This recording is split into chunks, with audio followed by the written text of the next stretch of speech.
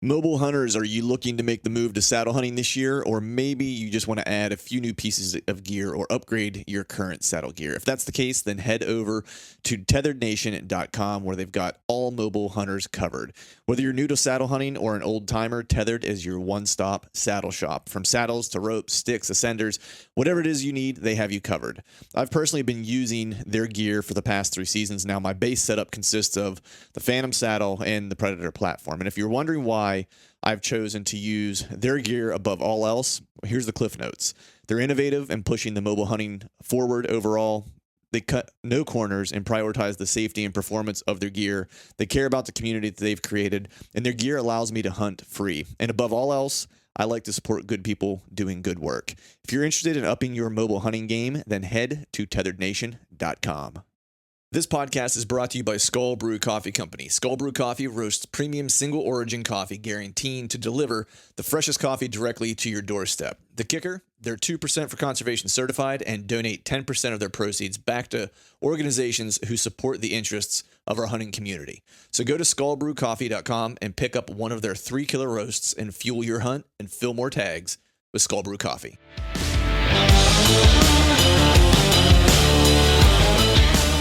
Welcome to the Truth from the Stand Deer Hunting Podcast, brought to you by Skull Brew Coffee Company. I'm your host, Clint Campbell, and you're listening to episode number 237. Today, I'm catching up with my buddy, Johnny Utah Mulligan, so stay tuned.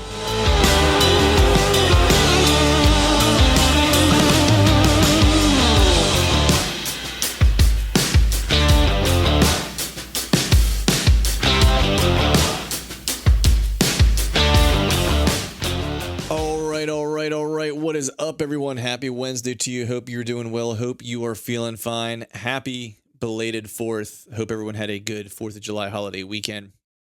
Had a chance to break out the smoker, put some hog on the smoker, and basically just spent the entire day outside, man. It was sipped a few beverages maybe.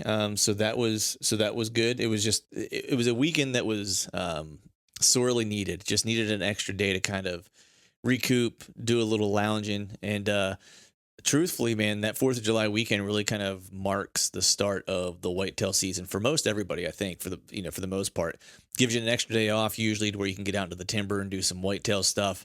Definitely time to have the cams out into the timber. So that's really what I did. Is I took advantage of an extra day off on Monday and hit the timber, and I think, for all intents and purposes, I have all of my local cameras out at this point. So I spent part of the day on Saturday and then part of the day on Monday and got all the cameras out that I needed to get out, that I wanted to get out locally. There might be 1 or 2 more that end up popping up somewhere that I end up putting out.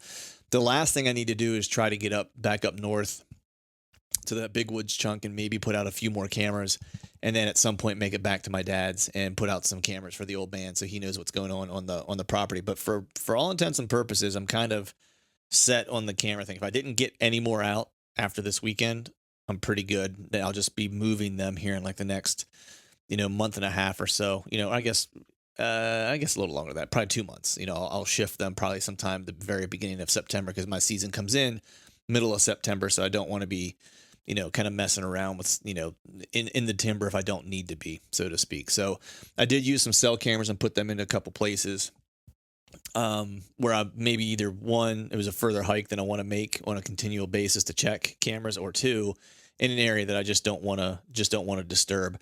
There's one particular spot that I hung a camera that I'm super stoked about, and there's a primary scrape that is nearby.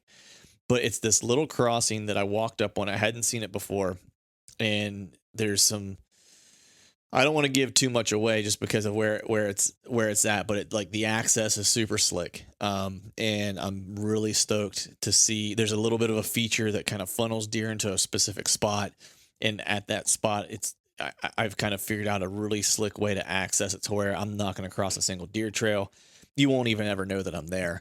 And so it's going to be perfect for checking cameras and actually slipping into a tree. So can't let much more go than that, just because I don't want folks trying to, or figuring out where this might be. But I'll keep you guys posted as far as what turns up on that camera, because I have some high hopes for that particular set.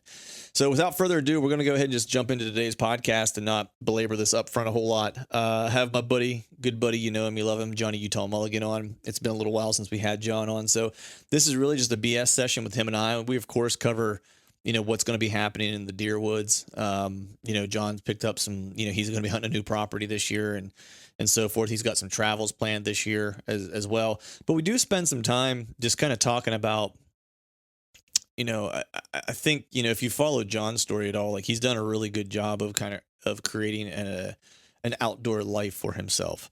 And, if you listen to the podcast that I did with Tony Peterson a few weeks ago, we kind of touched on this as well, where people always think, those who work in the outdoor industry, it's glitz and glamour and you're hunting all the time and stuff like that. And the truth of the matter is it's a little bit of a grind.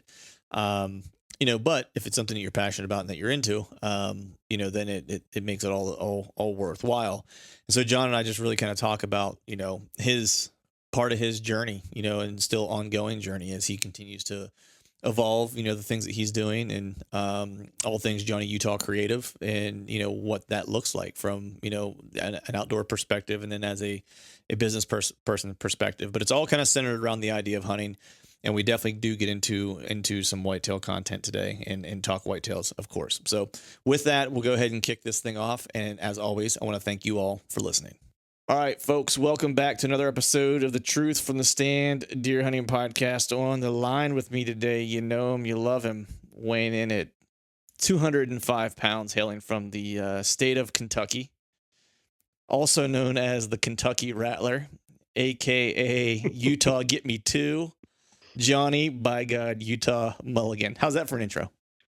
That was pretty good. It's definitely in the top 3. It's definitely, yeah. I was actually it's a funny story. So John and I were talking the other night. I was driving back from the podcast that I did with the guys from the Game Commission. It was pissing rain on me, and John and I, we've mentioned this before. We only call each other when we're driving. That's like the standard rule. And after we got off the phone, we were like, "Hey, let's get together and let's do a podcast this week." And as I was driving, I shit you not, I was on my way home thinking of what my intro was going to be, because every time I intro you, it's different. And so I was like, man, what the hell am I going to say this time? I was like, I don't have any, I need to come up with some new material, man. So I'm glad that one made at least your top 3, because I felt like I fell flat on that one a little bit.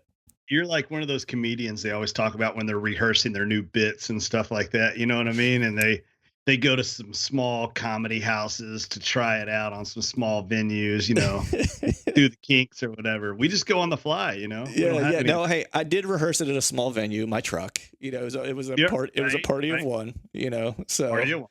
Yeah, I felt real confident and I got a lot of good reviews from it.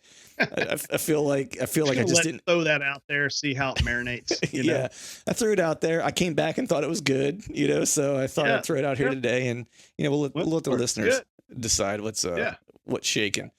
But no, man, we haven't had a chance to catch up in a while. I know you've been kind of all over the country, man. Like you've been Florida, Texas, Kentucky. I think you were even in Pennsylvania at one point, if I'm not mistaken. It's like you've been basically like you've traveled the entire U.S. I think. Well, you pretty much will by the time you get done with like the tax shoot and stuff this year. Yeah. I'm the lower continental traveler. We don't refer to you as the world traveler. We refer to you as the lower continental traveler. Lower continental. Yeah. Right. Yeah, man, it's been busy this year. There wasn't any trade shows this year because of all of the crap. Yeah. And so it actually gave me a chance it freed up some time to take on some different work, and I've been doing all that stuff with the catfishing stuff. Yeah. And that has led into me meeting some other manufacturers from that space. Everybody knows how to work a rod and a reel, like in a farm pond. We've all grown up kind of doing that, but right.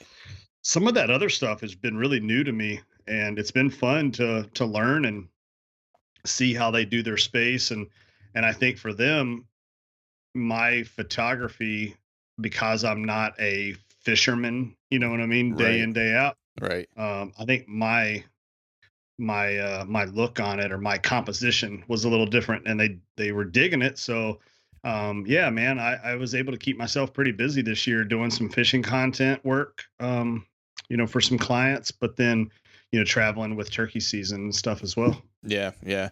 No, man, the you're I know we talked a little bit about you're going to be getting some tips from like a bona fide like dude when it comes to fly fishing too. Like you got a really Yeah. cool trip coming up where you're going to be doing a little something something with some tuna and some you're going to get a lesson from a dude who's like the legit master of fly fishing, which is pretty cool. Yeah. So my buddy Kobe Folks, he's one of the co-owners of Rise Fishing Company, and Rise Fishing Company. Kobe lives in Maryland, and Kobe's a modest guy himself. I mean, he's a Hmm. pretty badass fly fisherman. Right. And for anybody that's not familiar with Kobe, Kobe used to be the one of the marketing directors of Under Armour. Hmm. His brother Kip is one of the founders, Yeah. or the founder of Under Armour. So, They were bagging anyways, shirts in their garage whenever they were much younger together. yeah, Yeah. yeah, exactly. Yeah, yeah. Kobe, he tells a story about being the first employee, like helping his brother bag sleeveless compression shirts in like the basement or something. I was Right. like, that's grassroots. That's pretty cool. So, Right. um, anyways, Kobe started this company called Rise Fishing Company, and so when I got into fly fishing, I was like, well, let me grab one of those rides. At least I, Hmm. I know a guy, right? And I've watched a few YouTube videos, and I've seen a river runs through it 100 times. So So you're I'm like, so you're pretty much an expert. I'm pretty much an expert. I mean, technically pro staff, really. Right, right. So yeah, I don't know what I'm doing when it comes to fly fishing. Right. I don't have a clue. Um, But that is a good but movie, I'm ain't gonna having lie. fun learning. Oh, it Yeah, is. It is. And I have actually had an opportunity to fish that river that they were on in the movie, in the that's pretty Gallatin cool. there. So, but anyways, so I've been getting a little better and getting a little better and whatnot, and I have a trip coming up in July where I'm going to be doing some bluefin tuna fishing with my friend Leslie Vanderoo. She runs Heroes Outdoor Therapy, Yeah. a veteran nonprofit. They're in Harrisburg, Pennsylvania, is where they're based out of.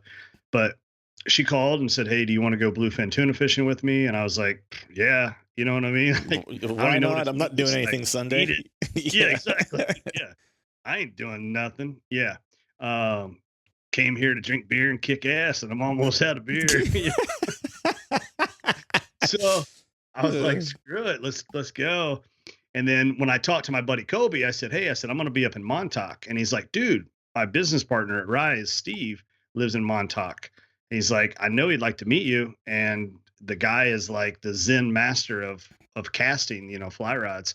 So it's going to work out to where I'm actually going to have a day to go do some striper fishing with Steve and actually kind of get some one-on-one, like some really like from the man, Right. The like dude. one of the The best. Yeah.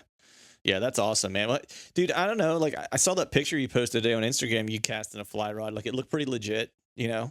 It might be one of those things, like, when I take a Oh, yeah. picture of, of shooting arrows, like, I take the picture of, like, the one that I shot really well out of the 50 that I shot. Yeah, exactly. Yeah. So that was a 1/2000 shutter speed freeze frame. What you don't see is I probably had like my tippet was like in a fucking knot or something, you know what Right. I mean, wrapped around a tree. Right. Exactly. But Yeah, yeah, man. I can bird's nest some tippet, man. I could tell you, it's an Right. art. Right. No, man, fly fishing is one of those things like I've always wanted to dabble in. Basically, the wife was like, "You need no more hobbies that you're going to get super interested." Because I've always heard that it's people who like to bow hunt would really enjoy fly fishing if they've never fly fished before. Like if Yeah, they came into it completely blind and cold, they would like it because there's a lot of similarities in terms of like reading the water and reading how things are eddying and understanding what they're going to feed on at different times and stuff like that. yeah, So it mimics kind of bow hunting because it's not like you're not going to have a lot of luck from what I understand at least. And right, I don't know yeah, shit about shit when it comes to fly fishing, but from what I yep, understand, you're not going to dumb luck your way often into success fly fishing. You know, right, right. you know, Yeah, yeah, and I think like you just said, like learning what emergers, what larva is in that area and stuff like that. So you're picking your certain flies. I mean, like my buddy Ethan Pohl from Grizzly Coolers, like I watched that guy like digging in the water, picking up rocks and turning them over and like looking at what larvae is sticking to rocks and stuff. And he's like, he'll yell over to me. He's like, "We need a red nymph. Put a red nymph on there." And I'm like, Yeah, cool." You know what I mean? What color's that one? And I have no idea. Yeah, I was like, I have no idea what he's talking about, but he's been teaching me a lot as well. So I think in Nice. that regard, it's kind of like, you're scouting, you're Yeah. picking the right food source, or Hmm. are they feeding on acorns or whatever. So yeah, there's a whole lot of similarities.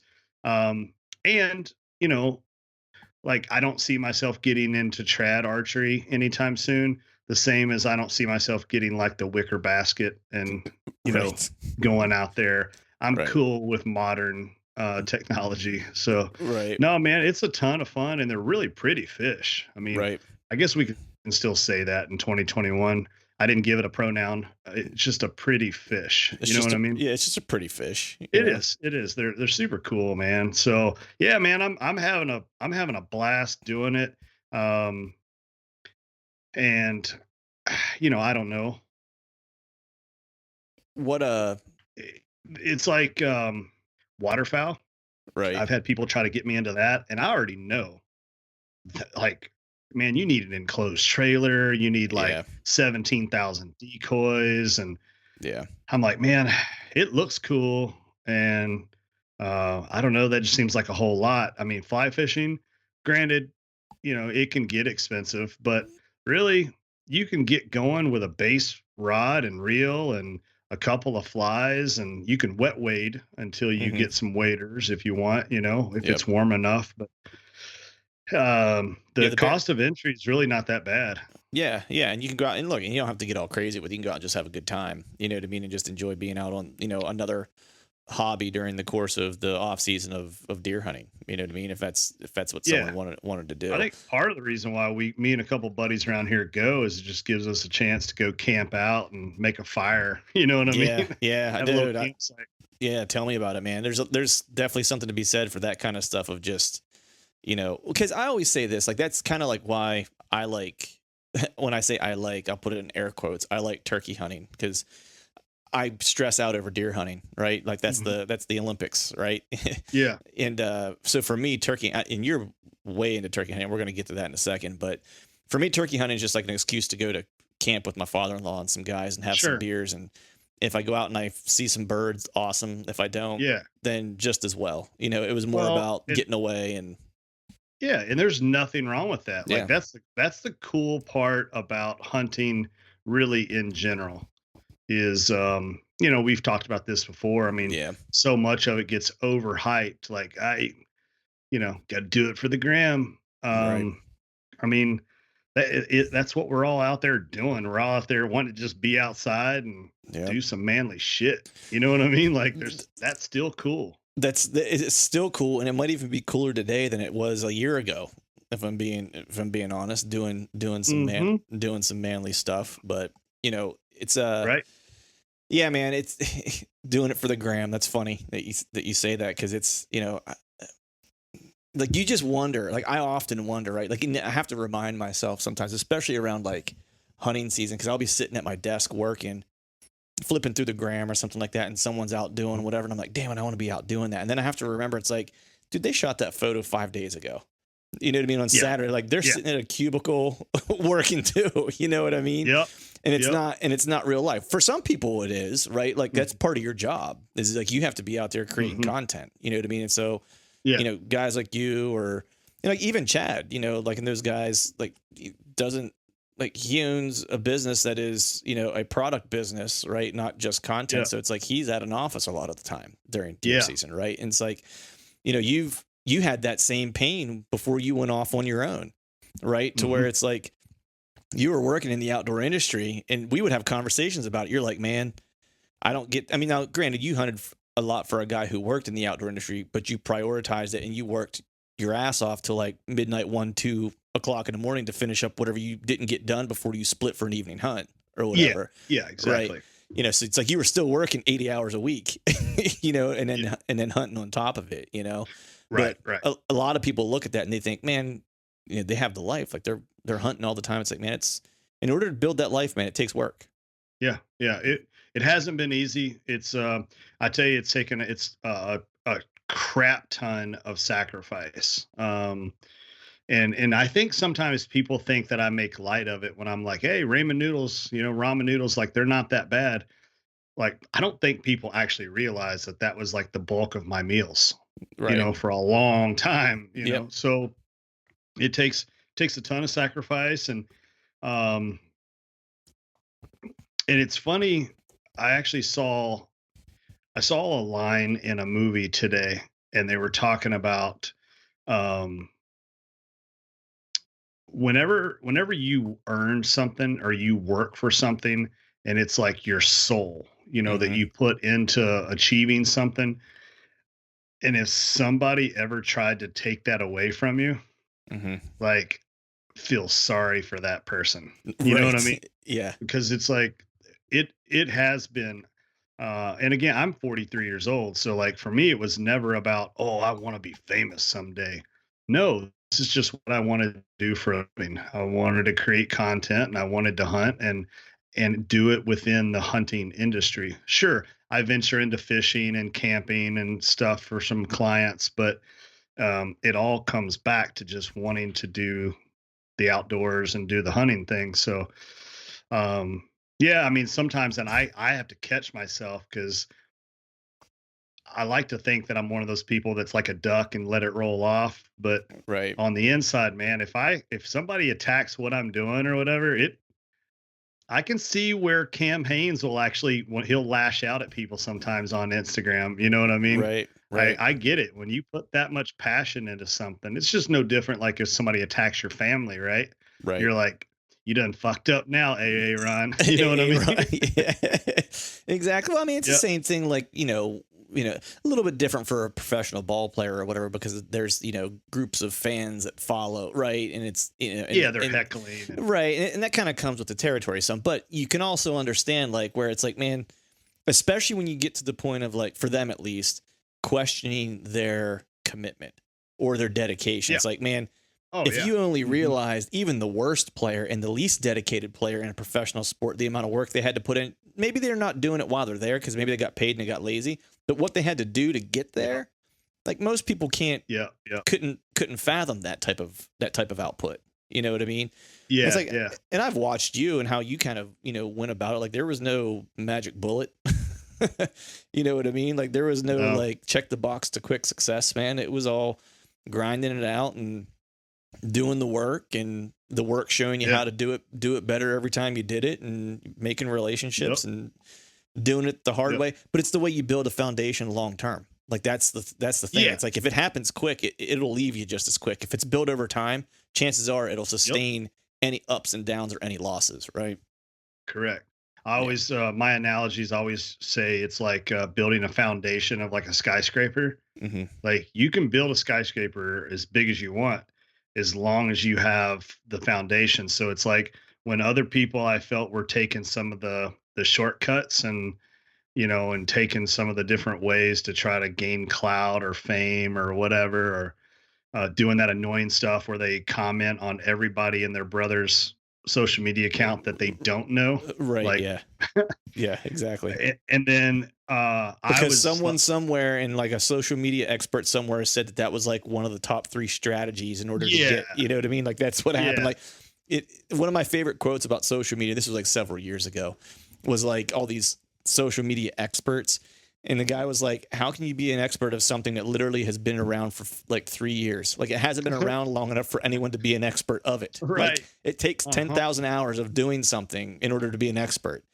And like TikTok's been around for like 2 years, and like there's a lot of TikTok experts now. And I'm like, it hasn't even been around long enough for someone to be an expert. Yeah, yeah. They're an expert until the next algorithm update, It and then changes. Yeah, they're out of a exactly. job. Yeah, exactly. Um, but while everybody was taking some of the shortcuts, I felt like, I kind of prided myself on the guy that was just like in the basement, Rocky Balboa style, just working on the foundation. Yep. And I figure I'm not slow and steady wins the race sometimes. Yep. And if things move and change, I feel like I've got my businesses in a position where I can adapt and shift things around to stay relevant, to do what it is I do. Or, and you know what, if I have to go back and get a real job someday, then so be it, Then yeah, so be it. It's Well, like it was fun while it lasted. right, exactly. It's like, well, that's the thing. It's like there's not like I don't know. I mean, that's why our group of friends, and that's why you and I are, good friends. Is like there's a sense of humility, right? Like you work Sure. hard Yeah. and proud of the things that we're able to accomplish and do, and things like that. But Yeah. there's always a recognition that like, man, I don't control all these things, right? And, No. and there's got to be a sense of humility about like, part of it is gratitude for the opportunities that have come, right? And Yeah. Yeah. and as long as you have that perspective, whatever happens along the way, it's like you'll roll with the punches, adapt, and reset course, whatever that Yep. means, right? Mm-hmm. And it, Yep, and for building sure. building a foundation, it's no different deer hunting, right? I mean, that's what you do, right? If you want to have success, or give yourself, I shouldn't say success, if you want to give yourself an opportunity, right, at Mm-hmm. success, whether it's turkey hunting, deer hunting, whatever it is, if you do it, Yep. if you do it on the cheap, right, and you cheat the process, you might get lucky once or Yeah. twice, right? But it isn't going to happen consistently, right? Yep. Like you look at a guy like Don Higgins, for example, right? Yeah. Um, Right. the dude is killing giant deer and having encounters with giant deer consistently, and has killed giant deer, I think 3 out of the past 3 years, if I'm not mistaken, right? Like, Mm-hmm. Yep. and Mm-hmm. and he did that because there was years of foundation building. Yeah. There's years of passing deer and Yeah. probably messing up, obviously, and it's just an acquired skill set, and he's gotten to the point. My old business partner Todd Prignitz, I mean, very similar deal. I remember in 2012, 2013, he was passing deer left and right, and I'm like, oh my gosh, like he's passing these 150-inch, 160-inch bucks. And then the last 3 years of his life, he killed 6 bucks over 180. Yeah. Not too shabby. Yeah, not a bad 3 year stretch. Yeah. I Yeah. was just, and that example came to mind today because I never watched it before, but I watched the Don's YouTube video of the buck Mel that he killed, that's Yeah. on YouTube, and Yeah. that's just a super cool story, man. And he passed that deer on multiple occasions from the time it was like, I mean, he passed him as like a 180-inch deer. The year before he killed him, he passed him as a legit 200-inch deer, right? Yeah. And then shot him at like whatever he ended up being, like 216 and some change, or 220, Yeah. or whatever that deer ended up being. But he's just a giant. But he literally passed a 200-inch deer on film. Mm-hmm. That's insane. Like I couldn't Yeah. fathom it. That's actually crazy. It is crazy. It was because it wasn't. He knew he was like because he had watched him since he was young, and like he was just a freak giant, like as a 2-year-old. Like he was like, I think he said like 160 Yeah. as like a 2-year-old, and so he Yeah. knew Yeah. that one year. I guess year 3 when he was about 180, and then year 4 he knew he was a 4-year-old, and he was like, man, I really just want to. And I think he had a busted tine or something like that too. He's like, I really Mhm. want to see what he does next year, and I'm like, oh boy, like. Yeah. Yeah, I don't know, man. I couldn't do that. Like, I would have shot him at 2. Like, if I'm being I would honest. have shot him with spots as a 150. Yeah, exactly. Yeah. No, I'm right there with you. And that's just on a whole, guys like Don are just on a whole nother level. And so But it didn't happen by accident, is the point, right? It's like, exactly. you know, Well, and that's just it too. Like that's the one thing that I think people forget about is, am I any less of a skilled hunter because I did not kill a 215 last year? no. Now, for the record, Don Higgins is a more skilled hunter than I am. Right, right. Yeah. But um, it's all relative to Mhm. where you're hunting, what your style of hunting is, what your goals were, how big your property was, how much time do you have to put into it, and that kind of stuff. So it's all completely relative. And I think as soon as people will stop looking at it as it's like this big competition, and they start diving in deeper and saying, man, like, man, that guy really busted his hump, and Mhm. he scouted a bunch of new properties, and he got on there and he picked out this nice 4-year-old 147.5-inch buck, and he killed him. Like, that's awesome. He set out to achieve his goal. The end. You know what I mean? Right, Like, right. um Yeah. Why does it have to be like this, you know, analysis after everyone, does Yeah. something or whatever, right? It reminds me of like when you have presidential debates or even just like a football, like a highly anticipated football game. And then you've got 3 days of people analyzing every like move of the football game. It's like, can't you just enjoy the fact that it was a really good game? It's like, Yeah, there was a game played, guys beat the hell out of each other, and one person won. Yeah. yeah. And it was awesome. And it was super entertaining. You know what I mean? It's like, Yeah, can it right, just be, right. can it just be that? And it's like, can a guy just like kill a good deer or a good deer for him and be Yeah, super stoked for it? And everyone else just be like, hey man, like you won the game. That's awesome. exactly. Yeah, It's like, yeah. because the thing is, and I'm, I'm bringing Don up just only because like, I think he's caught some flack recently, like on social or whatever. And I listened to like one of his podcasts like today, just because, Yep. I was working and was looking for something to listen to. And I was listening to him and he's, has a lot of information to share. And I shot him a text and he texted me back. So that's why I was kind of thinking of it.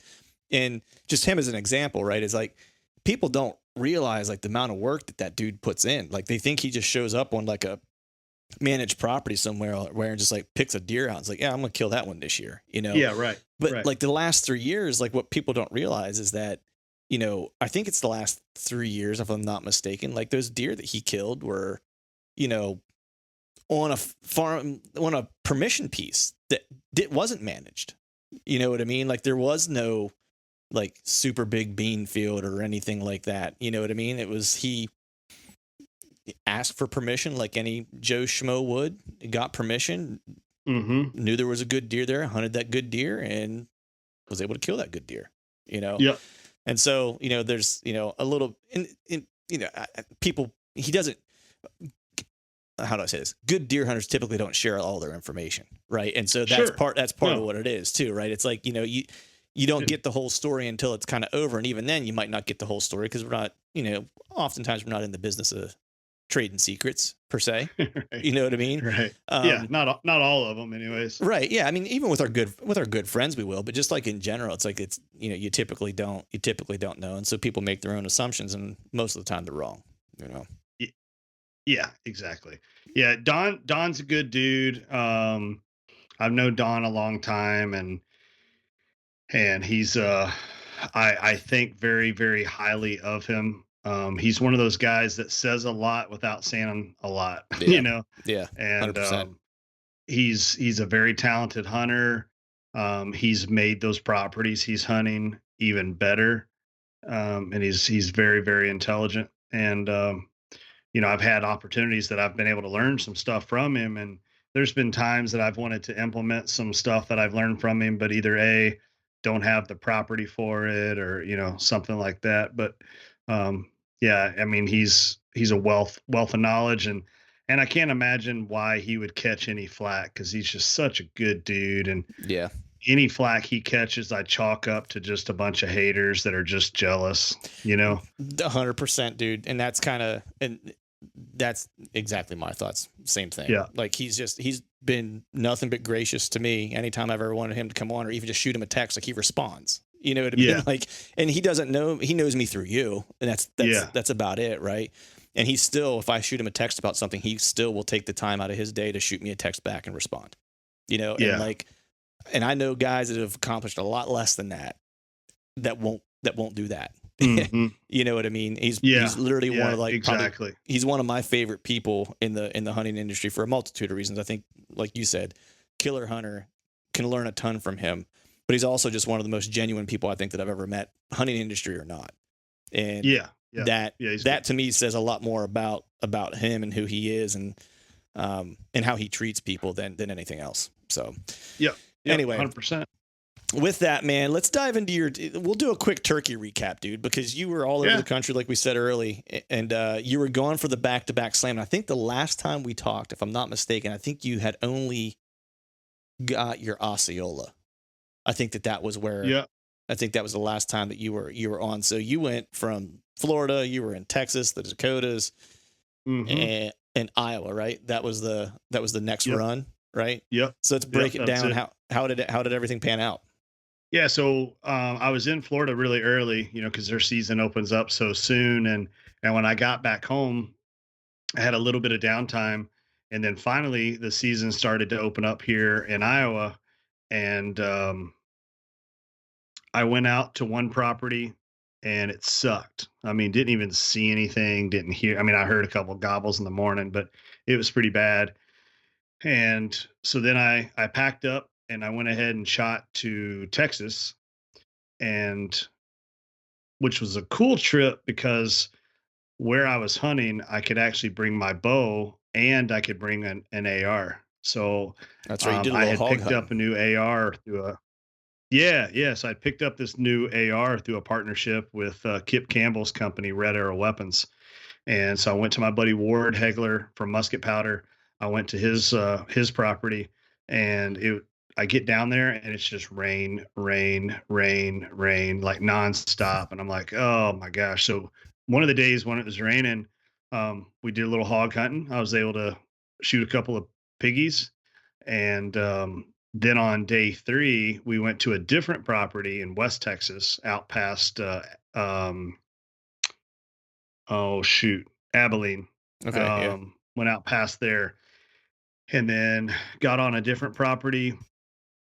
We're sitting there in a ground blind, and we'd actually busted two toms walking in. So we're both like pretty dejected. We're like, if there's a way to screw this up, we're gonna find a way to screw it up.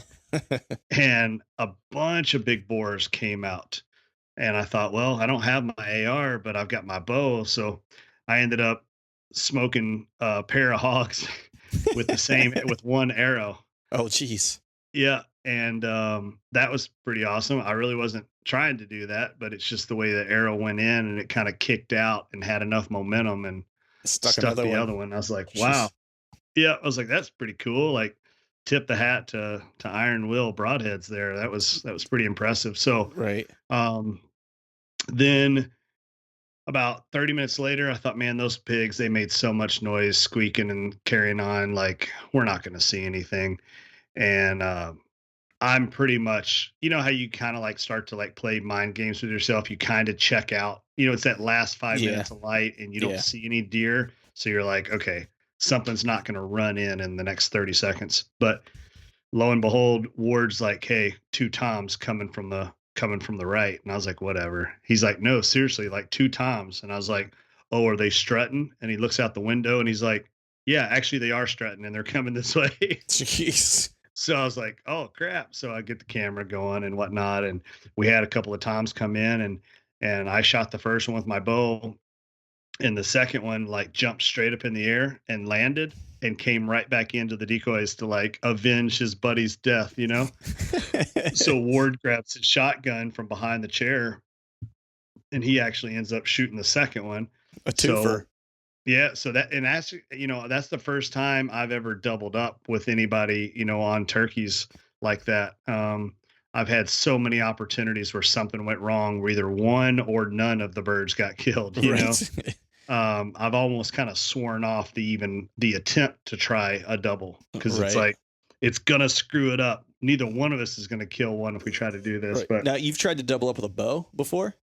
yeah, Oh, man. Yeah. I mean, it's tough enough to do with a shotgun. Like with the bow, that's like next level. yeah, yeah. Um, so we got those birds down, and I'm like, success, man. I shot some pigs, with multiple weapons. I got my Rio. I was like, I got ton of season left for me to head back to Iowa and South Dakota. So I from come home from Texas, and I was thinking about leaving and heading on to South Dakota right away. And I called my buddy Drew, who was going to run a camera for me in South Dakota. And I said, hey, let's wait one more day. And I'm like, I just got a feeling that I need to stick around here. I need to hunt Iowa tomorrow morning. It's been raining and it finally stopped raining. So I just have a really good feeling that these birds are going to really get out and kind of do their thing. Right. So I ended up going and hunting this new lease that I picked up. I ended up going and setting up over there by myself that morning, and I shot a bird. I had a bird come in like 5, 6 feet from me, And once he got past me and he couldn't see me, then I was able to move the camera and draw and whatnot. But so I ended up shooting that bird, and he was a really, really good bird, man. He was inch and a half spurs and like a 12.5 inch beard. So good mature bird there. And I was like, dude, that's 3 out of 4. Like, we're on the home stretch now. All I got to All do is right. go to South Dakota and get one of these Miriams. And I was like, I'm gonna pull off a back-to-back single season archery grand slam. Like, this is super cool. Dude, I all but like had it booked. Like I was like, Yeah, I mean, with as much season as you had left and stuff, not we should have did some better foreshadowing than that with story, yeah, terrible storytelling here. yeah. But We started at chapter 7. yeah, sorry. Yeah. We started with the end in mind.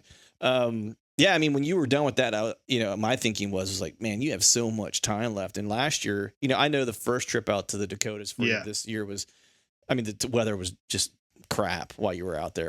It was awful. Like as far as like you had like really yeah, cold temperatures and yeah, stuff like that. But I knew last year, like you got it. I won't say it was with ease, but I mean, like you were in birds and you had a lot of opportunities last year and you got it done, if I'm not mistaken, like the first trip and relatively quickly, all things considered. in the first day.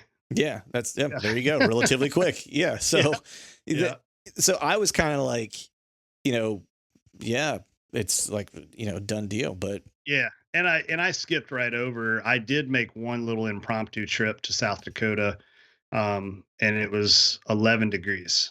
yeah, I remember And that. I tell you, I've never thought that I would be hunkered into a ground blind with a Mr. Buddy heater during spring turkey season. Like, Right. it was just nasty, frigid, not even fun cold. Um, and the gear that I really needed to have with me for that trip, it's just not conducive for trying to crawl around and hike through the mountains and that kind of stuff. I mean, Yeah.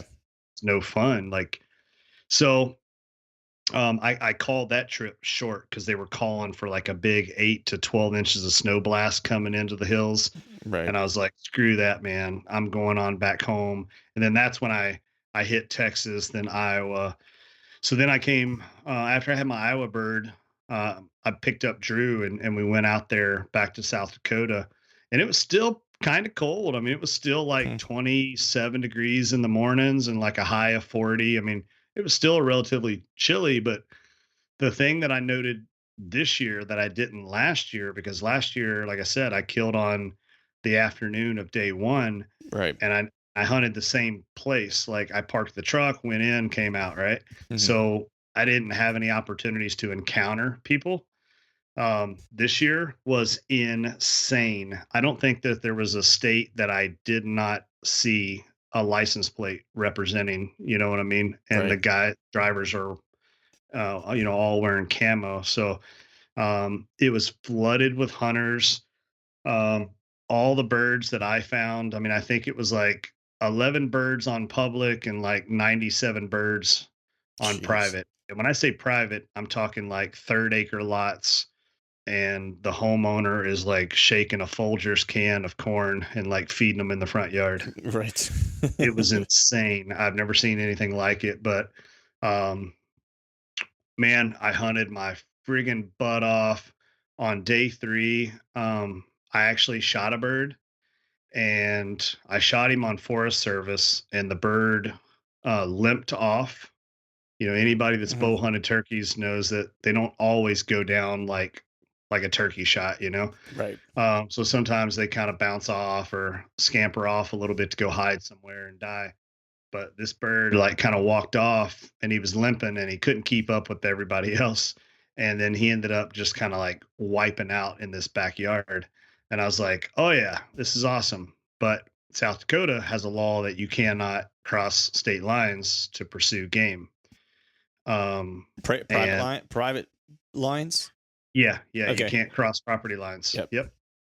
So like I said, I shot him on Forest Service, but he ran over onto private. So then I went to the front door of that house and was like banging on the door, and nobody was home, like to ask permission. If, Hmm. hey, can I go in your backyard and go get my dead bird out of your yard? Nobody was home, and I went to the neighbor and talked to the neighbor, and the neighbor's like, yeah, I don't really know them. They vacation from California. Um, but I know that they don't like hunters. Oh, And I was geez. like, oh, well, this is just going swimmingly well, you know? Right. Yeah. So we did everything that we could to try to at least make contact, to try to get permission, you know what I mean? And that kind of Right. stuff. I reread some law and reg books. Maybe there was something I was missing. Like maybe there was an exclusion that if the animal was dead, that you could go Right. get it. But Invisible or something yeah, like. yeah, right. I was looking for some kind of wording that might make it legal, and but I couldn't come up with anything. So we had to abandon ship, and then for the next 4 or 5 days, man, we just bounced around, and it got to the point where it was like every bird we called at. I was like, I told Drew at one point, I said, I'm probably the 200th hunter to call at that bird this spring already. Yeah. Uh, I'm not the greatest turkey hunter in the world, but I've killed a pile of them with a bow, and these birds just weren't having it. Like I was reaching way into the bag of tricks. Yeah. I, to be honest, the most luck that I had with closing the distance was with no reaping fan, no decoys, no calling, just just literally crawling around on the rocks and using natural cover and belly crawling with my bow, trying to Hmm. close the distance and get in tight. So yeah, it was a pain, dude. It was a struggle. And I ended up coming back home, and I got back home, and I was sitting there, and I'm like, there's like 3 days left of season, you know. Right. And I kept kicking it around, and Kelly's like, I know what you're gonna say, so just go ahead and say it, and just pack your shit and head back out there.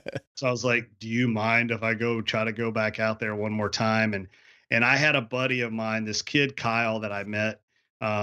He's a local, lives in South Dakota, and he had some private farms. And he's like, "Man, you've got a statewide tag and you have a hills tag." He's like, I got a piece of property that kind of butts up to the hills, but it's like a big, big cattle ranch, like 5,000 acres or whatever."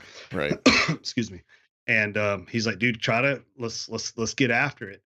And we basically had one full day to hunt, and we got on 5 different birds that we found them in drainages, and we would call from the top of the ridge, Hmm. and we'd get a bird to answer down on the bottom, and then we kind of did it like typical shotgun style, and we would make a move and haul ass to them. Right. And we would get these birds to like close the distance of like 300-400 yards. All 5 birds came into 50 yards and just held up. Jeez. It's Would like they. not It's come like in, they yeah, knew.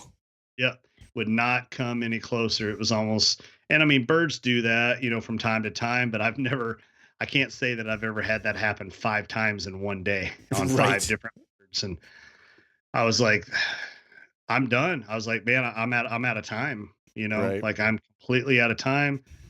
I had a photo shoot in Virginia Beach to go to.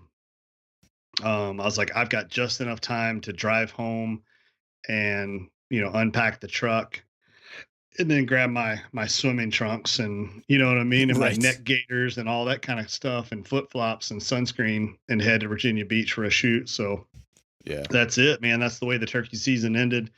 So in a 12 and a half month stretch, um, I hunted 4 different states, and I was able to kill 7 of my 8 tags.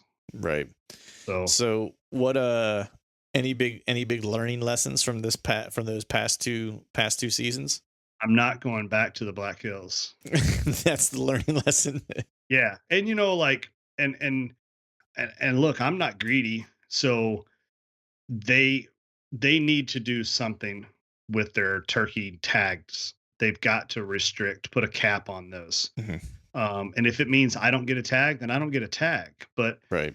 I was hearing of guys like some locals that were like, yeah, I didn't have the best season either. Like, I only filled 7 of my 11 tags. And I'm like, and then they would also say, man, our turkey numbers are down bad. I'm like, Jeez. why are you killing 7 of them? You know what I mean? Right. Like, I Yeah. don't know. That's kind of crazy. I didn't realize But they could kill that many turkeys out there.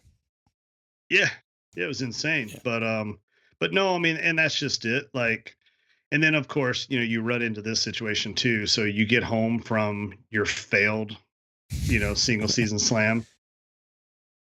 Everybody that I've never met in my life then reaches out and they're like, bruh, like all you had to do is get a hold of me. I could have dropped a pin on a piece of property. 7 years ago, there was like 400 turkeys on this property. I was like, 7 years ago. Okay. But I'm like, where were you a month ago when I was out there, battling with these jokers? But Right. Yeah. Yeah. so it's and like I would stop at local gas stations, and when the gas station clerk is like, "Hey, are you having any luck?" and I'm like, "No, no, we haven't been able to seal the deal on a turkey yet." And she's like, "God, everybody that's come in here has said the same thing. Nobody's killed a bird." And I was like, "Man, even the Quick Trip lady, you know what I mean, She's knows that got we ain't gonna kill no birds." right. Yeah. The gas station lady's like, yeah, birds, that ain't gonna happen. That's when you know, like you're, you're pretty well doomed at that point. Are you Yep. gonna try? Are you gonna try it again next year, or do you think this will be Um. it? Yeah. So, I've thought about that a little bit. Like, I mean, at this point last year, I was done trying to do grand slams. Right. And I talked myself into trying to do another one, but so anything could happen. But um, I mean, if I had to shoot from the hip right now, I wouldn't mind trying to go to Mexico or Arizona and Hmm. maybe trying to do one of those Goulds or the oscillated birds or something like that. Right. That'd be pretty fun. But I mean, as owner of Bourbon Barrel Calls, I kind of feel like I need to go chase some birds next year. I just don't think that the Black Hills is a place that I'm going to go to. Right. Um, Well, that was kind of like your plan B the first year because of the Rona, right? Like you were supposed to go somewhere else, weren't you? yeah, I mean, I was thinking about going to Colorado, Okay. or Montana, Hmm. and but I mean, I still think the Merriam is probably the prettiest bird, with the white tips. Right. But I love chasing eastern birds. There's something about easterns, man. When they gobble, it's so daggone loud, and they're big birds. They're pretty smart birds, and we've got a ton of them to hunt in the Midwest, Right. But I don't know. So as of right now, my plan for next year, like I said, is to either travel, maybe try to go from one of those species that I've never killed. Plan B is I wouldn't mind just being like a guest hunter with just a bunch of buddies, like Right. come to Pennsylvania. Hey, Clint, let's go chase some PA birds for a few days. And then I Yeah. might go down to Texas and chase some birds with my buddy Ward. Like, no pressure. If Right. I kill one, I kill one. If I don't, um, Yeah. just try to go travel around and do some fun hunts with some buddies or something. I think Yeah. that would be probably more fun because I'll be honest, like as much as I say that I didn't put pressure on myself, and I put pressure on myself this year, and it got Right. to the point out there in the Black Hills that it wasn't. And I told Drew this while we were out there one night. I said, "Look, I love hunting. I wish I could hunt every day, but this is really starting to feel like a job right now." You Right. know what I mean? It got to the Yeah. point where I just wanted to kill the bird, not so much the hunt.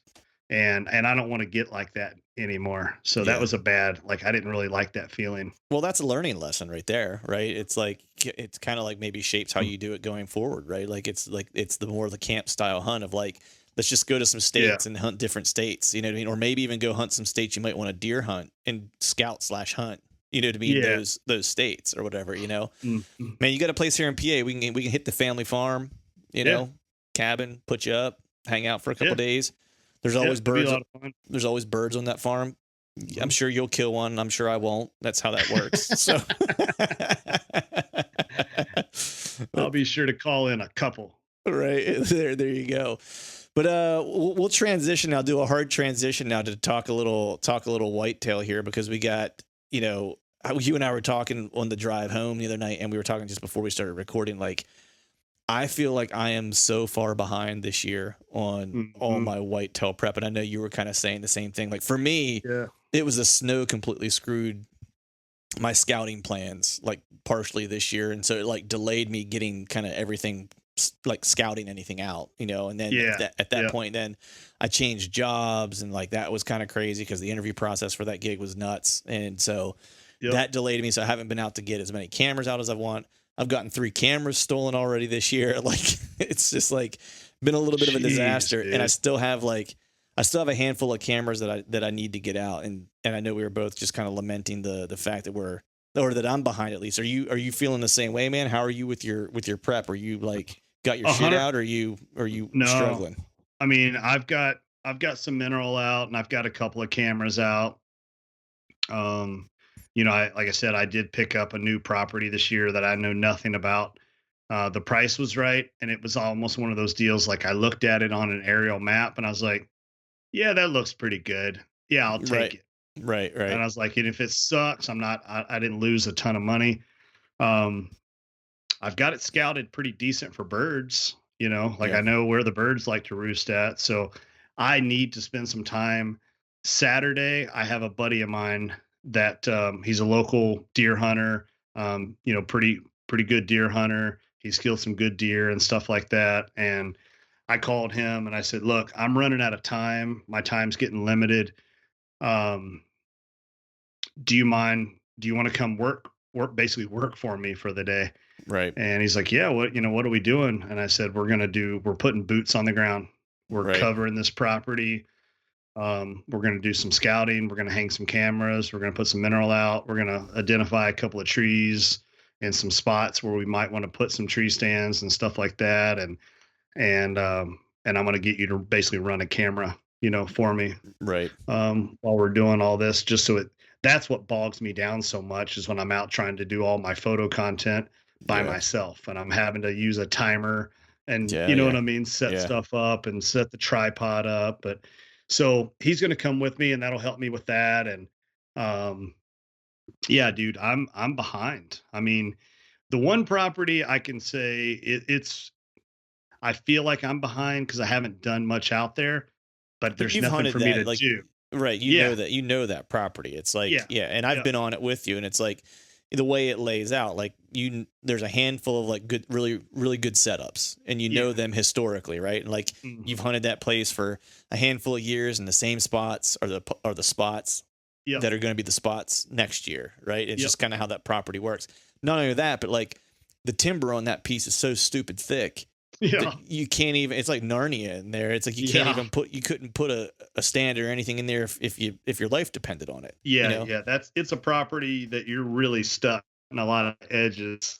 Um, there's one spot in there in some cedars that I'm going to get a tree stand in, and it might be like a 5 yard shot is maybe the only thing that I can get out of there. But I feel really confident that there's a spot that I need to get into, and it's going to be one of those all day sit kind of spots. And Right. whatnot. So I do need to get a stand in there. It's so interior that I don't need to go hang and bang it. I can just go in, hang a set, wait for the perfect conditions, and then slip in as quiet as I possibly can, and hunt that one. But Right. so, like I said, that property, it feels like I'm behind, but I don't think that I am. I mean, I've already got one clover cutting out of the way.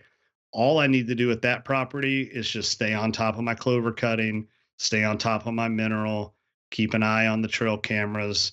And then, like all of us, I'll have that switch, in late August, September, where I'll start moving trail cameras from food and transitions over to scrapes and, Right. bedding and stuff like that. But, Right. um, What are so how do you feel about the new property? Like, do you have any just local intel on it as far as like past deer that maybe came off of it, or at least yeah, maybe neighboring properties that people have pulled good deer off of, or whatever the case is? I mean, yeah. So it's in southeast Iowa, so it doesn't suck. So yeah, right, right, right. The potential's there. So what I do know about the new property is it's funny because you asked that because I looked at the property and on a map, I liked the creek hmm that ran through the property and it kind of divided the property. hmm And it's a big enough creek where it's like deer are going to be on one side or the other, and right, they're probably going to have to follow the creek to to transition through the timber. right, Um, and the hunters on both sides are not hunters that shoot little deer. So that makes me feel really good, Good neighborhood. that Yeah. yeah, it's going to be in a good hood, and I don't have to worry about anybody shooting, riffraff and stuff. So that part I'm good about. Now, what my gut tells me is that it is not a property where um, big bucks hold up. Like I'm It's gonna be not, a transition slash cruising yeah, property to get from one property to the next. yeah. Like there may be Yeah. 3 weeks out of the year that it's on fire, and that's Right. it. Right. Last week of October, first couple of weeks of November, it may be on like Donkey Kong, but that's what my gut tells me. Right. And it's a small parcel, and I won't say how small because I got burned last year on giving out too much information Yes. locally. Yes, you did. So, I had a trespasser issue, but anyways, it is a small piece. But and I'm excited about it. I will know more. I'm sure we'll talk this weekend or early next week, and if I discover something crazy, like if I find those rubs that are, you know, Up to your forehead. yeah, Yeah. exactly, yeah, Exactly. And on a tree like the size of both your thighs together. Yeah. right, right, Yeah. yeah. So hopefully I can find that kind of stuff. But dude, it's one of those things like my wife and I were talking about the other day. Like it used to be, I would go out in Kentucky and I would try to shoot one turkey a year, Hmm. you know, and um, and then I didn't bow hunt, back then. So back way back then. Yeah.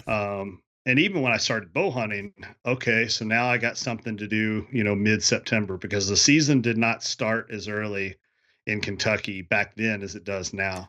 Yeah. So, I mean, I had like this huge block of time where I mean, I Hanging had out. so much time to do whatever I wanted to do. And it was, Yep. I'm like, I did 3 days worth of whitetail work this year and got it all done, got my mineral out, got my trail Yep. cameras out, hung a few sets. Like I'm just sitting around waiting till opening day. And then now it's turkey, turkey, turkey, turkey, shed seasons, and then it's photos and commercials and whatnot, some fishing trips, and then bam, in August, Montana antelope. And then it's what I mean? Like Yeah.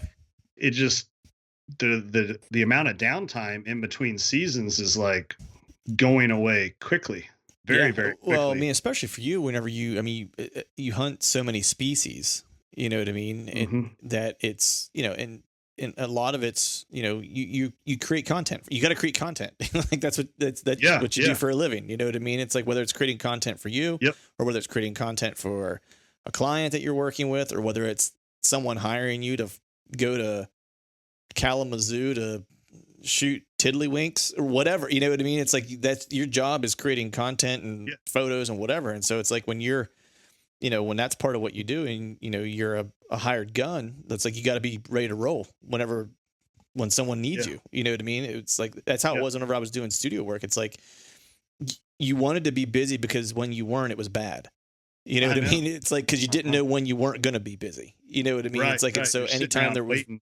right, it's like so you just took Hmm. all the work you could get, but then what ended up happening was is like it just never dried up. So you just never were you just never were off. Yeah, yeah. You know Well, what I and mean? if I've got a trip out of state, there's a day ahead of time prep, getting camera stuff together, Yeah. travel, packing a bag, all that kind of stuff. And then you usually have a day of travel. And then you're on location for a few days. And then you get back home. Usually I try to clean all the gear again. Then I start organizing photos. And my workflow is edit all the photos. Then I start on the video edit side of things. Right. And so you might have 2 or 3 days of that, and then you send it to the client, and then you're waiting on them to like review everything and get back and give you the thumbs up. You might have a revision or two or something like that. Right. Um so if I say, hey, I'm going to go on a fishing trip for a client for 3 days, that's 6 days, Right. you know what I mean, minimum. Yeah. Yeah. I mean, hell, that Virginia Beach deal, when I got home, the photos were done, but I was waiting on a couple of pieces from the client and Hmm. some graphic files, and I didn't get those until this past Sunday. And I just shipped off the video last night. Right. So I was like, man, I feel like I've been working on that project, for 3 weeks, but really it was, I had Right. week and a half of downtime in the middle. But Right. so yeah, I mean the time aspect, and if anybody's listening going, "Oh, poor John, he gets to work in the outdoors and he's bitching about it." I'm not bitching. Right. I'm not bitching. Um it's for me it's more of a practice of making sure that I still get to enjoy myself, because Right. the guy that gets to go hunt without a camera, I'm telling you, he might be having more fun than I am. Oh yeah, yeah. Like, dude, I can totally see that. I mean, and not that I do what you do by any stretch of the imagination. Just even taking a camera, Mhm. like, and I don't have a reason other than like I filmed something and maybe put it on YouTube, right? Like, Sure. and Yep. that'd be the extent of it for the most part. Mhm. Um, that stresses me out.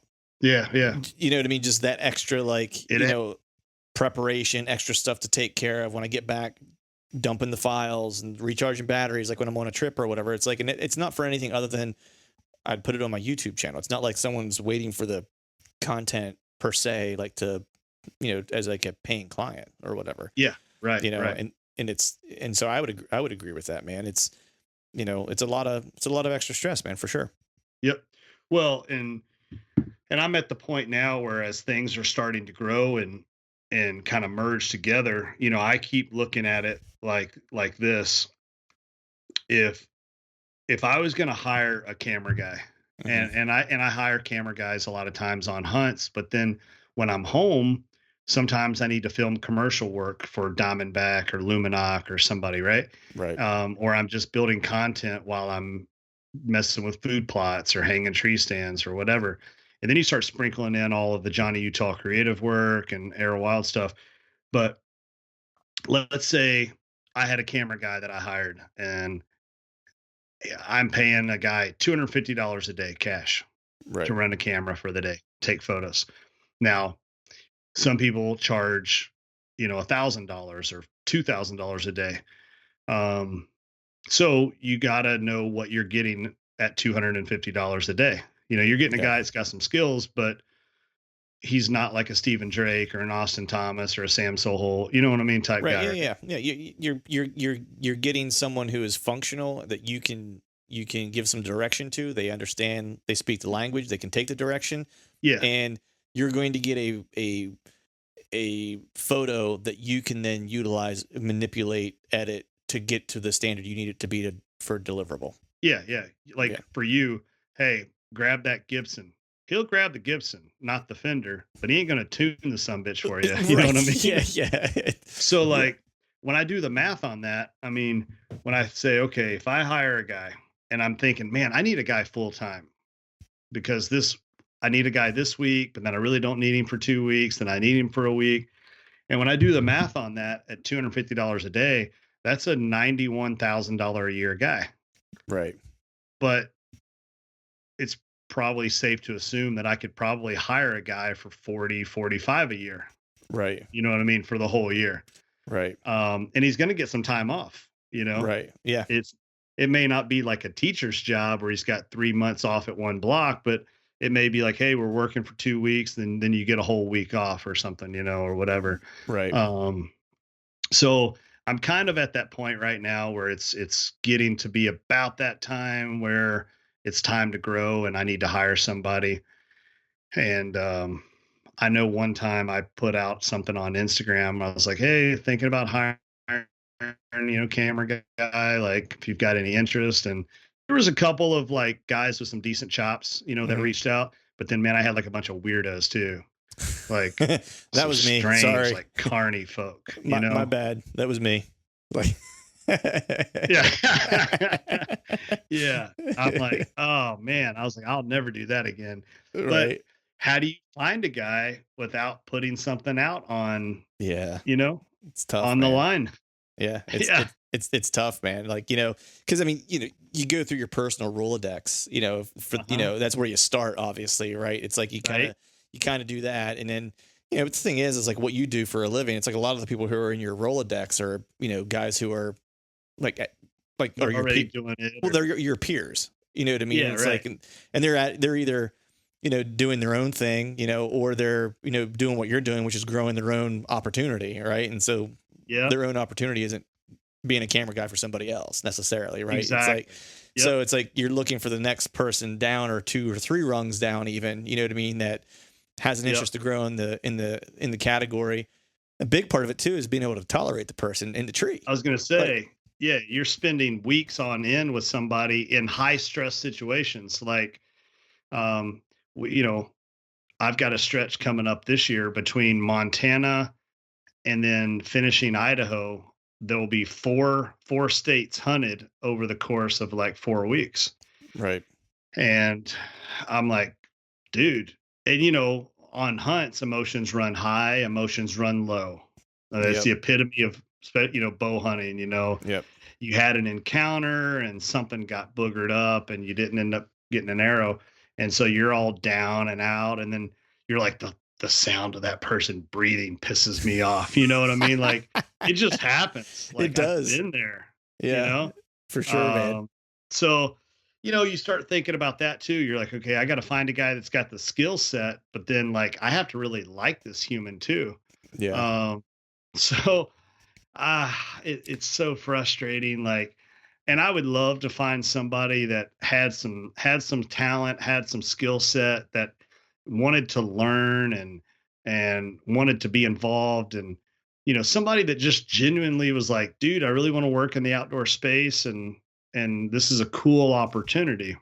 Yeah. And um consequently, I mean, I do know a lot of kids that are very talented, but um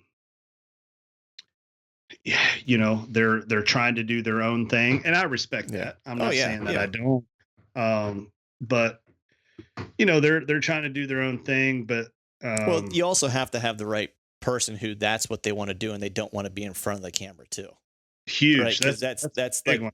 yeah, that's the big thing, right? It's like, it's not a, it's not a, hey, I'm going to film for a little while, and then when do I get to be in front of the camera and hunting? It's not a, you're not a, I don't want to say team member. Like your job is the videographer, photographer. It's not on screen talent isn't the job. Right. So Yeah, right. that's always kind of a And hard part uh too, is them having to check their ego. yeah. Well, and like when I first started Arrow Wild, I had a pro staff, and it was a bunch of my buddies, you know what I mean? Hmm. And admittedly, like none of them, and of no fault of theirs. Hmm. Some of them had kids, or some of them had new fiancés, or whatever, and then a lot of them had like 9 to 5s where they had to put in for vacation time, and Right. so they weren't able to hunt as much as me. Therefore, they typically didn't kill as much. Again, Yep. just because they didn't have the time, Yep. to put into it like they wanted to and whatnot. But when I was putting out, Arrow Wild episodes, unfortunately, their episodes were not doing very well. Right. And um, I mean, I don't really think that I'm that interesting, but my videos were getting played, viewed a lot more. Right. Um, so that's when the decision was made, like, okay, it's time to just kind of take this and just kind of go more solo and Right. And whatnot. But yeah, finding a guy that says, "Hey, man, I want to be a part of this brand, and I want to do the camera work and behind the scenes, and I want to learn about the industry and how all this stuff works." And like, where's the key grips of the world? You know what I mean? right. Like those poor pastors, they get the ending closing credit, and they're cool. Like Right. life's good. Right. But Exactly. Man, yeah, so I wish I had any camera or video skills whatsoever, and I would move to Iowa and be your camera guy and be Mr. Arrow Wild with you. But I think I would end up getting a yeah, divorce dude, I'm and yeah. Well, and yep. it's a ton of fun. Like I said, and it's starting to get to the point now where I'm having to turn down work or not go after work through the Right. Johnny Utah creative side of things. So it wouldn't just be like, and if anybody's listening and you're not like a friggin' weirdo with like a rap sheet and a PO that you have to call every week. Right. We don't have any of those that listen to this. I was going to say, No, making sure. what I mean is that like that's all of them. Like Yeah. that's my base, man. I'm big in the correctional facilities. Yeah. They get a free an extra piece of cornbread for every download. Right, exactly. But Exactly. yeah, I mean, like I said, trying to find somebody to do that. Yeah. And we 3 days we might be in Florida filming some stuff on the water for a client.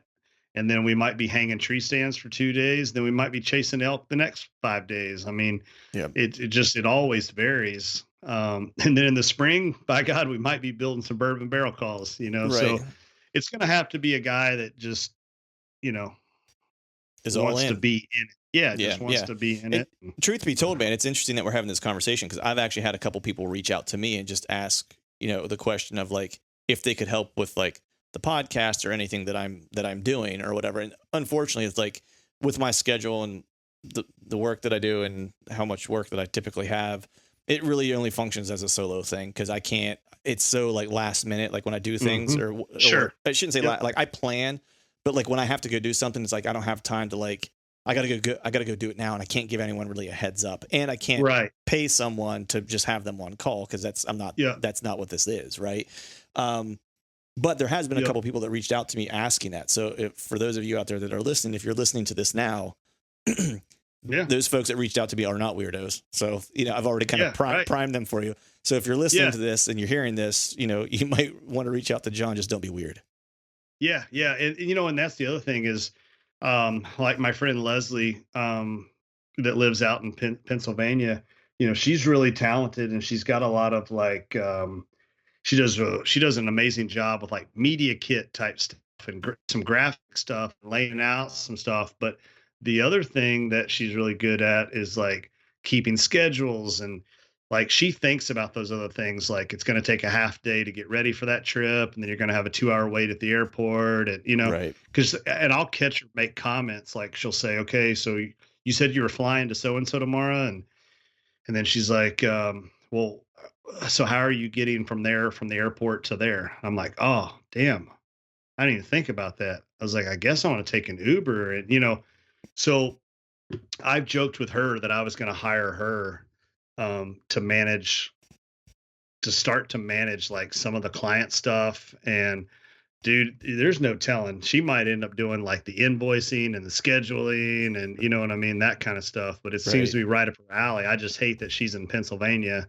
The other day she was wanting to help with something, and this kind of goes on into like finding that right person to work with. But I was like, here's the thing, I don't really have an hour to do it, but it's going to take me 3 hours to explain what I would need you to do for me. You know what I mean? But if I just do it myself, it'll only take an hour. So you run into that, which like with your stuff, that's kind of what you're getting at, is it's like, you can't afford to have somebody on standby waiting for you to call them and say, okay, be at my house in 10 minutes. We're recording. Exactly. Yeah. That's the whole thing. That's the whole thing. Or like, hey, I want to go shoot some YouTube videos, but I got to do it today, and I have to do it between like 1 and 4. You know what I mean? It's like, and if it's like if they wanted to quote unquote intern or whatever, it's like that's cool, but like I can't have the expectation they can drop everything that they're doing and just be there whenever I need them. Well, like Billy, Billy C, he's given me a hand on more than one occasion with some stuff, and right now with his job, he's driving semis and he's all over the place. I mean, he's been getting a bunch of runs and he's super, super busy. And used to be, I could, as long as I gave him like a week and a half, 2-week notice, I could always get him in town, to help out. But so that's getting tougher and whatnot. It's growing pains, but I mean, again, hey, all good problems to have, man. I make this a point more of, and people might be listening going, I didn't come to listen to this podcast, listen about this shit, but it's showing people, to me, like the other side of it. This is what people don't see. They're just like, oh man, this is not what you see on the gram. Put it that exactly. way. Right. Yeah. They're like, oh man, John just wakes up maybe at noon, you know what I mean? Goes out and hangs the stand, comes back, calls it a day, goes to the gym and posts a selfie of him flexing. Like, they're not seeing the in between. Like, I'm in Dude. my office all day long. Like right now, I wish people could see my desk. It's like I'm keeping 3M posted in business right now. Yeah, dude. Well, it's funny because, like, like the way we started the conversation is that people have this misconception of what working in the hunting industry looks like, and you have more friends than I do in the outdoor industry, but I have a couple really close guys that I talk to pretty frequently, like you being one of them, right? And people are Mm-hmm. hearing like what your day looks like to a degree, but the other part that like we haven't even touched on is what you just kind of mentioned was like that in between time, right? It's Yeah. like all this, it's the fact that like, yeah, you're going to the gym at 10 o'clock, 11 o'clock at night, because that's when you Mhm. finished up your work day after you got up at 6:30 and started Yeah. working. You know what I Yeah. mean? It's like, Yeah. so it's that part of it. And it's like in Chad, like, another good buddy of ours, I know Chad's a pretty regimented dude. Like the dude will get up at 4:30 in the morning because he likes to read first thing in the morning. And I just know this because we've talked about it, Yep. and he reads for like a half hour before his family gets up. That way he can be Yep. out the door by 5 and at the gym at 5:30 and work out. And then he starts his work day like when he gets Yep. home. You know what I mean? It's like, and he'll work till 10, 11 o'clock at night. You know what I mean? Like that's what it kind of takes. Yeah. Tony Peterson, right?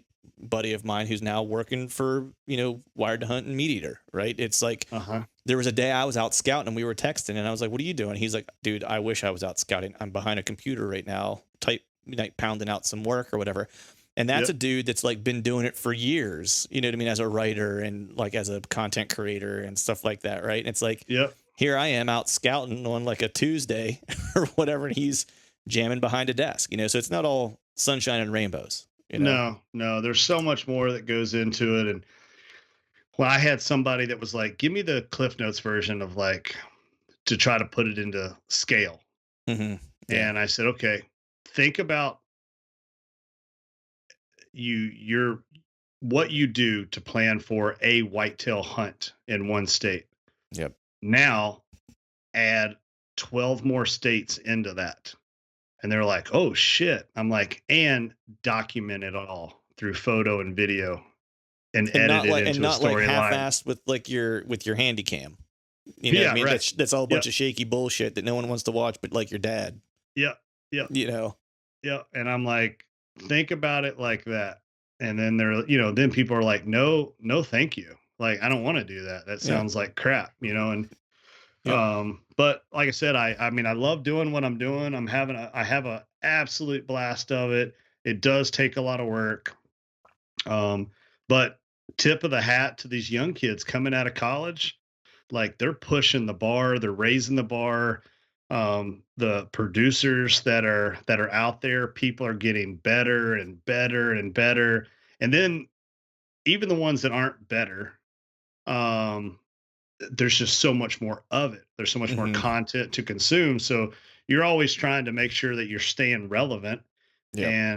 and giving people what they want to see and that kind of stuff. So yeah, Yep. it's kind of a crazy deal, man, all the way around. And then also keeping up with personal relationships. Like that's Yeah. a whole nother element to it too. Like Yeah.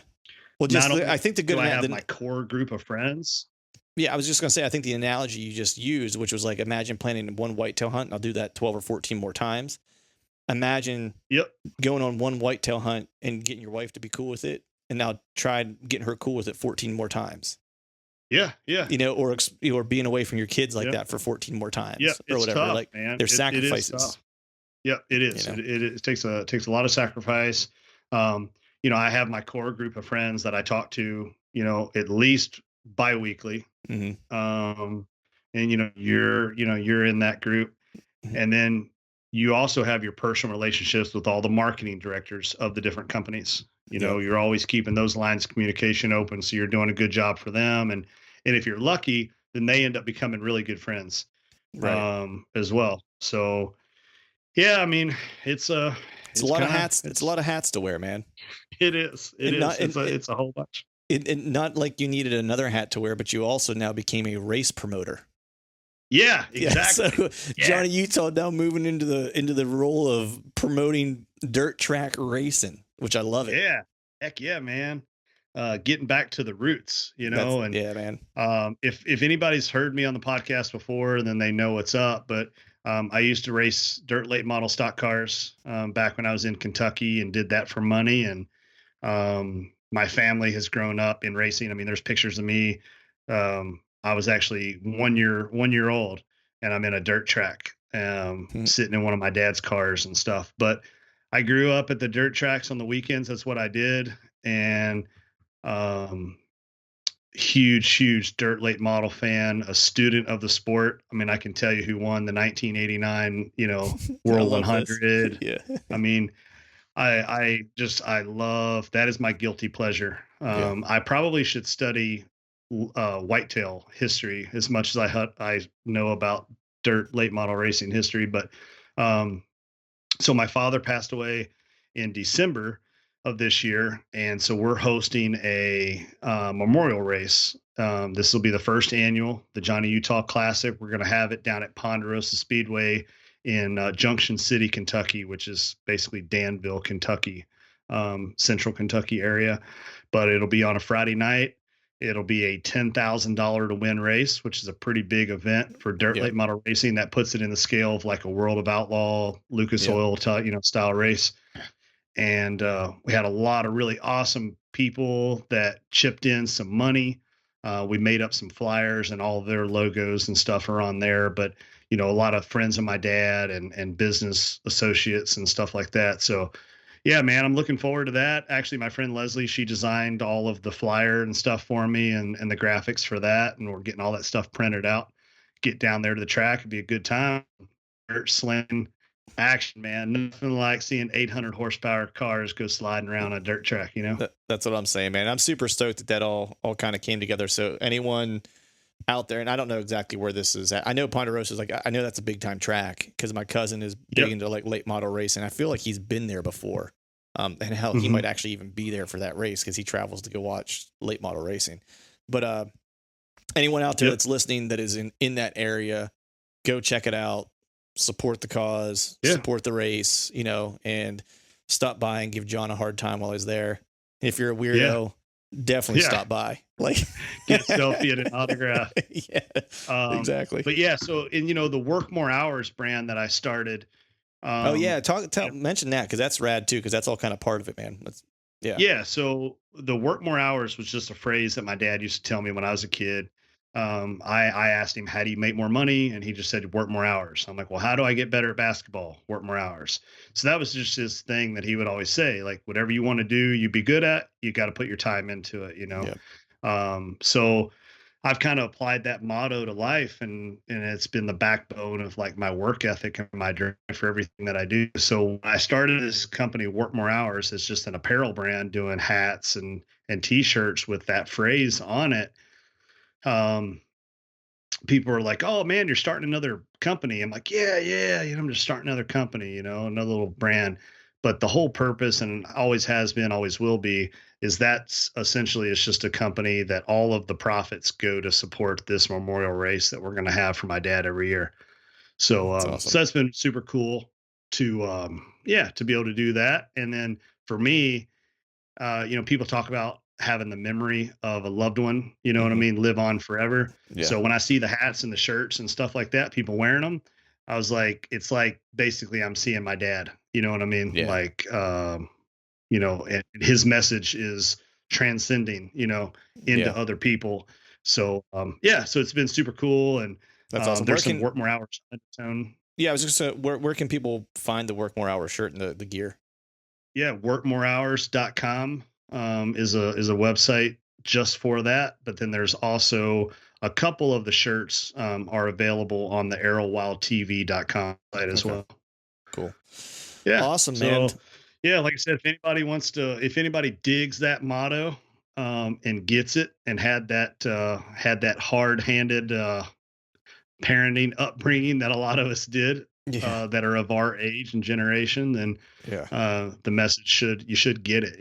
Yeah, I need to pick mine up. I think I'm going to get a sweet tank top because I got huge muscles and I'm not sure that I'll fit into. No, I'm just kidding.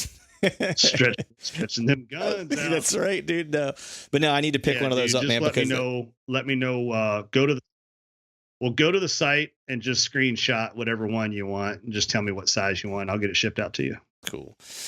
Cool, man. Well, all the guys and gals out there listening, if you haven't already, you need to be following Arrow Wild, Johnny Utah Creative, Bourbon Barrel Calls, Work More Hours on the gram, on YouTube. Give him a follow, give him some love. If you're in the area, go check out that race and show John and his family some support. And so with that, I think this one's a wrap, homie. Yeah, no, man, I appreciate it. Like I said, if anybody wants to check out any, after you consume your Truth from the Stand YouTube consumption, swing over to Arrow Wild TV, hit that subscribe button, leave a comment on an episode or something. That would be much appreciated. Awesome, brother. Well, it's always good catching up with you, man. And we need to make sure it's not so long in between sessions. Yeah, I know. It was a long time this time. It was. I started to miss you a little bit. Yeah, I know. I'm a hard guy to miss. I'll talk to you, brother. All right. See you, brother. All right, folks, that is a wrap for today's show. I'd like to thank all of you for listening. And if you haven't yet, please head over to iTunes and leave us a 5-star rating. And hell, while you're at it, head over to YouTube and give us a sub there too. I'd be super appreciative if you'd be able to do those two things for me. And before I shut this thing down, I need to give a big shout out to our partners who continue to help us make this podcast possible. Tethered, Exodus Outdoor Gear, Skull Brew Coffee Company, and Maven Optics. And until next time, we'll see y'all.